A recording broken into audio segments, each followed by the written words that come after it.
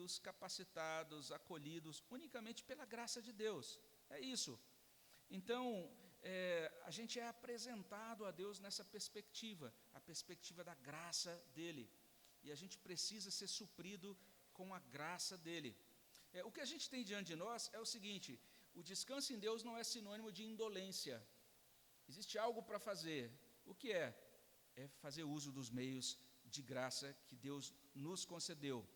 Nós temos que andar com Deus resistindo ao diabo e lutando a maior das batalhas contra o pecado que tenazmente nos assedia. Hebreus 12:1, Tiago 4:7. Mas a gente precisa entender que resistir ao diabo corresponde simplesmente a dizer o seguinte: Senhor, me concede graça para que eu obedeça ao Senhor, para que eu viva a Tua palavra, para que eu possa caminhar com o Senhor antes. Hoje, tem aquele princípio lá dos alcoólicos anônimos, que o pessoal sempre repete, pode parecer meio ridículo, mas que é muito interessante, não é? Normalmente o pessoal que é alcoólatra, ele aprende o seguinte: ao invés deles dizerem, eu nunca mais beberei, eles normalmente assumem o seguinte: me ajude a não beber hoje. É isso. Então, Senhor, me ajude a caminhar com o Senhor hoje. Então a gente deixa de ser ufanista, de ser triunfalista, e a gente passa a caminhar com Deus de maneira mais humilde, vamos dizer assim, tá certo? Então, a palavra de Deus nos convida a caminhar com Deus com humildade e na dependência da graça de Deus. Por que a gente precisa disso? Primeiro, por conta da configuração da nossa fé. A confissão de fé vai dizer que a nossa fé, às vezes, é forte e às vezes é fraca. Então, a nossa fé é assim, ela é configurada desse jeito. Além disso, a confissão de fé também vai dizer que mesmo os crentes mais dedicados, às vezes, podem cair. Eles podem cometer pecados e causar escândalo, que ferem outros, que desagradam o Espírito Santo, e que Deus, na sua providência, Ele pode permitir que eles caminhem assim, para que sejam realizados, realizadas algumas coisas no coração dessas pessoas. E nesses termos, então, o que significa caminhar com Deus pela fé, dependente da graça? Significa o seguinte: que naquele dia em que a gente não triunfar no nosso embate espiritual, naquele dia a gente tem que recorrer à graça, a gente tem que ser fortalecido pela graça de Deus, e a gente tem que, dependendo da graça, voltar a lutar. É isso. E você, então, teve uma derrota terrível, alguma coisa que te entristeceu o coração, você sabe que entristeceu o coração de Deus. Recorra à graça de Deus. O ensinamento está lá em 1 João. Nós devemos confessar a Deus os nossos pecados, sabendo que Ele é fiel e justo para nos perdoar os pecados, nos purificar de toda injustiça. E a partir daí, a gente tem que voltar à comunhão da igreja. A gente tem que declarar que Deus é um Deus grandioso no culto de domingo. A gente tem que participar do pão e do cálice, porque quando participamos, nós lembramos do Evangelho. Fazer isto em memória de mim. E quando nós lembramos do Evangelho, a gente está como o salmista no Salmo 103, bendize, ó minha alma, ao Senhor, por todos os seus benefícios, não te esqueças de nenhum dos seus benefícios. A nossa alma precisa ser relembrada, e à medida que a gente vai sendo relembrado disso, o Espírito Santo vai infundindo graça na nossa vida, e aí a gente retoma a nossa caminhada cristã. Basicamente é isso que a palavra de Deus traz para nós, de forma muito simples, de certa forma, mas basicamente nós temos diante de nós esse desafio: descansar e lutar. Nós nunca podemos inverter essa ordem. Descansar vem antes de lutar. Parece esquisito dizer isso, não é? Mas é importante a gente compreender isso, que essa proposição de luta sem descanso leva ao esgotamento. Uma luta sem descanso conduz à derrota, conduz a alguns resultados que são listados por John Owen. Ele diz que a pessoa que caminha com Deus, ou que quer caminhar com Deus, com base na sua própria força, na sua justiça, vai normalmente ser conduzida à superstição, hipocrisia e ansiedade de consciência. Então, esse é o encaminhamento que a gente tem, se a gente quer caminhar com Deus, baseado na nossa própria justiça.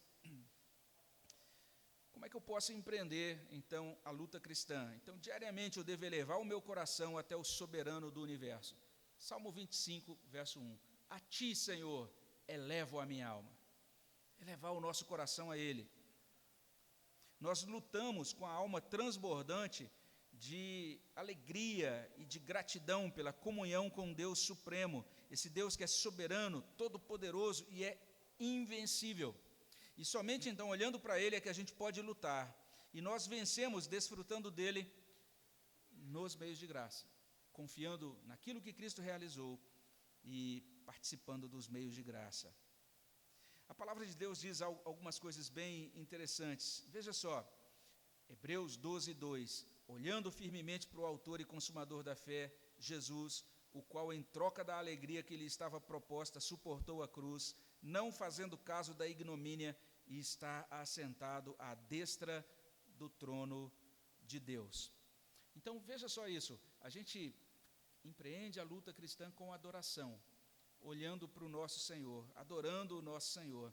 Então, a gente vence transbordante de Deus e do Evangelho, como Paulo diz em Efésios 3, de 14 a 21. A gente luta com conhecimento de causa, sem ingenuidade, a gente sabe que está diante de um oponente sério. Nós não desprezamos Satanás, no sentido de dizer que ele é um Zé Ninguém e que não tem nenhum poder. Cuidado com isso. É interessante que lá na carta de Judas, diz que o arcanjo Miguel, quando teve que lidar diretamente com Satanás, ele diz, o Senhor te repreenda. Foi isso. Ele não disse, Satanás, você é um fracote, não sei o quê, traçou uma linha no chão, vem aqui que eu vou te dar um tapa. Não é nada disso. Ele falou, o Senhor te repreenda. Então existe sim um poder destruidor no inimigo das nossas almas. Mas é muito importante que, tendo consciência disso, a gente coloque a nossa mente e o nosso coração no nosso Senhor. E aqui a gente traz uma citação de John Owen. Ele diz assim, os que verdadeiramente têm mentalidade espiritual ficarão tristes quando virem que perderam a oportunidade de praticar a meditação espiritual. Ele vai dizer, ele está falando isso num livro em que ele diz que a gente precisa trazer Deus para a nossa mente. A gente precisa encher a nossa mente de Deus. E ele diz, que loucura eles dirão perder uma tal oportunidade. Quão pouco tempo passei pensando em Cristo hoje.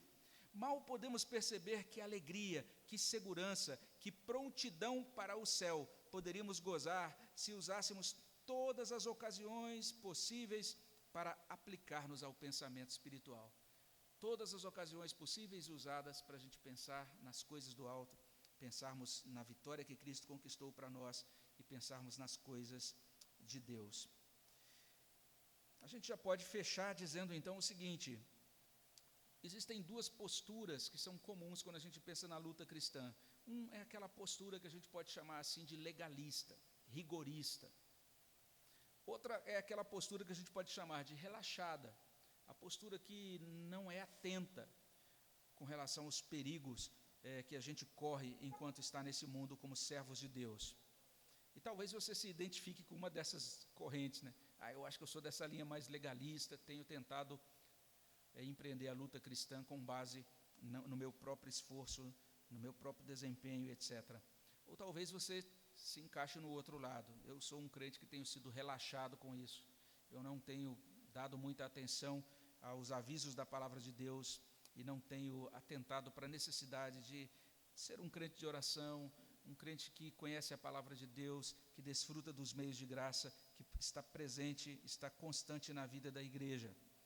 A gente entende isso, como a gente afirmou ontem, Deus governa sobre tudo, nenhum mal ou bem acontece fora do propósito dele, mas ao mesmo tempo ele nos convoca a descansar nele e a lutar olhando para ele. E a lutar olhando para ele até vencer. Então é isso, você de repente leva uma rasteira hoje, e aí o que você faz? Levanta e diz, eu vou continuar lutando, e aí isso vai repetir-se algumas vezes, e você continua fazendo isso até a glorificação, lutar até vencer. E entendendo isso, cada vez que você, nessa luta cristã, passa por essa experiência em que você percebe, hoje eu fui derrotado, Então, o que você vai fazer? Você vai encaminhar essa derrota a Cristo. Você vai encaminhar o seu pecado a Cristo. Você vai colocar diante de Cristo a sua frustração. Você vai derramar o seu coração diante dele. E você vai receber dele a graça necessária para permanecer lutando até a glorificação. Nós vamos terminar abrindo um espaço aqui para que alguém possa fazer perguntas. Antes, nesse espaço, depois das perguntas, eu quero só falar duas coisinhas aqui, que são questões que eu acho que são importantes, que de vez em quando alguém me pergunta sobre esse assunto, e depois a gente vai terminar com oração. Mas antes eu queria ouvir vocês, perguntar se algum de vocês tem alguma pergunta ou observação antes da gente caminhar para o final. Tudo bem? Ok, então eu vou só tocar em pontos aqui, em duas questões, que são questões que normalmente, de vez em quando, trazem para mim, e duas questões bem simples. Então, alguém me perguntou aqui nesse contexto aqui dos nossos estudos, e essa pergunta é frequente, o seguinte: o que fazer para identificar demônios? Foi uma pergunta que fizeram. Tá? O que vocês acham? Como é que vocês responderiam isso? Então, a minha resposta é a seguinte: isso não é necessário. Não se preocupe com esse negócio, não. Você não é um caçador de demônios. Tem lá o Ghostbusters, né, caça-fantasmas, agora tem um Demon Busters também, caçadores de demônios, né? E eu falo isso porque eu já participei, eu fui uma vez em um culto, estava lá, fui visitar uma igreja, e aí, início do culto, estava tranquilo ali para o início do culto, aí veio a pessoa fazer a primeira oração, e aí ele começou a oração mais ou menos assim: nesse momento, tranca a rua, Zé Pilintra, não sei o quê, manifestem-se. Eu falei, gente, que trem doido, estou num culto evangélico, e o indivíduo está invocando demônios. Assustador um negócio desse. Então, deixa esse negócio para lá. Eu recomendo você deixar essa preocupação de lado, tá? Não se preocupe com isso, não. Basta você caminhar com Deus e você vai ver que Ele vai te ajudar nos momentos que precisar, tá? Mas não precisa ter essa obsessão, quero saber todas as coisas para saber identificar demônios. Uma segunda pergunta é o seguinte: o que fazer para expulsar demônios? Essa foi uma segunda pergunta que me fizeram também. Então, aquilo que eu falei, né, o Espírito Santo vai conduzir você em cada situação, tá? Mas eu creio que a gente pode dizer isso com muita segurança. Assim como Cristo encaminhou os discípulos dele para pregarem o Evangelho, para orar, para curar pessoas e para expulsarem espíritos malignos no nome dele, então basta você dizer: sai no nome de Jesus, só isso. Eu tive duas situações interessantes. Uma, estava trabalhando, naquela época eu trabalhava em um banco, saí, hora do almoço, um local muito movimentado lá em Brasília, chamado Setor Comercial Sul. Então eu estava indo lá para um restaurante para almoçar, e quando cheguei ali em frente de um shopping, onde eu ia almoçar, uma pessoa me parou e falou assim: você tem, com um cigarro na mão, você tem fogo? E eu falei: não, eu não fumo. Aí ele olhou para mim e disse assim: você está cheio do Espírito Santo. Naquela hora veio aquela convicção com muita clareza: isso aí é um demônio. E, gente, a gente estava numa rua movimentada, gente passando, né? Não era, sabe, imagina uma calçada ali de São Paulo, cheia de gente, e um indivíduo me para. Aí eu cheguei assim, bem do lado dele e falei assim: sai dele em nome de Jesus. E o indivíduo caiu, ploft, parecia um saco assim, ploft, caiu na calçada. Aí ele levantou: o que aconteceu, não sei o quê. Aí eu falei: não, ó, me falou comigo e tal, eu fiz uma oração por você, e tinha lá uns folhetos comigo, naquela ocasião, eu tirei um folheto, falei: olha, queria te passar esse folheto, para você conhecer mais de Deus, tal. Ele falou: não, eu era evangélico, já fui presbítero lá na minha igreja, não sei o quê. Falei: gente, que coisa doida, né? Então essa foi uma ocasião. A outra ocasião já foi aqui, a gente foi num culto da ACELB, o coral ia cantar na ACELB, e íamos lá com a SAF, e estava marcado para as 2, e aí, diferente do que eu tenho feito ontem e hoje, eu cheguei adiantado, né? E na época a Edna era presidente da SAF, eu cheguei com a Edna e com a Miriam no carro, e esperando ainda o pessoal do coral chegar, e aí quando fomos entrando, uma pessoa chegou e falou assim, olha, o senhor é o pastor, o senhor pode ir ali para a gente, orar por uma pessoa? Eu falei, vou. Aí imaginei, deve ser um velhinho com artrite, coisa assim, né? E aí fui lá, e chegamos lá, tinham algumas pessoas numa sala, todos eles da equipe, ali, enfermeiros, e uma pessoa jovem, também da equipe. Aí disseram assim, olha, essa moça, ela está precisando muito de oração, pastor, porque ela tem tido uns problemas aqui e tal, né, e aí precisa muito de oração. Eu falei, tudo bem. Aí cheguei para ela, falei, qual é o seu problema? Ela falou, não, eu não tenho problema nenhum, é eles que estão falando aí, tal. Eu falei, não, então vamos orar aqui. Aí eu comecei a orar por ela ali, pedindo que Deus abençoasse a vida dela, seja qual fosse a circunstância, o problema que ela estivesse vivendo, né? Aí ela começou a mostrar-se um desconforto, né? Você notava assim que ela, né, começou a fazer uns sons meio diferentes assim. Aí naquela hora, na oração, eu citei Colossenses 2,15, que Cristo na cruz expôs os principados e potestades ao desprezo. Aí nessa hora, veio aquele vozeirão, ela começou a falar diferente e tal. Aí quando ela manifestou aquilo, eu simplesmente disse, sai dela em nome de Jesus. Plum, ela caiu ali também. Aí eu aproveitei aquele momento e falei, você já conhece Cristo, já recebeu Cristo na sua vida? E citei para ela o texto de Mateus capítulo 12, né? O texto que diz assim, quando o espírito imundo sai do homem, anda por lugares áridos procurando repouso, porém não encontra, por isso diz, voltarei para minha casa de onde saí, e tendo voltado a encontra vazia, então vai e leva consigo outros 7 espíritos. Falei, a sua casa está vazia, se você não trouxer Cristo para ela, isso vai acontecer de novo.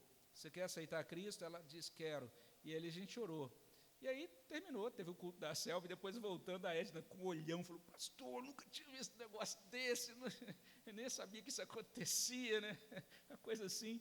Mas foi assim, você não precisa fazer nenhuma mandinga, nem perguntar qual o seu nome, quando entrou, nada disso.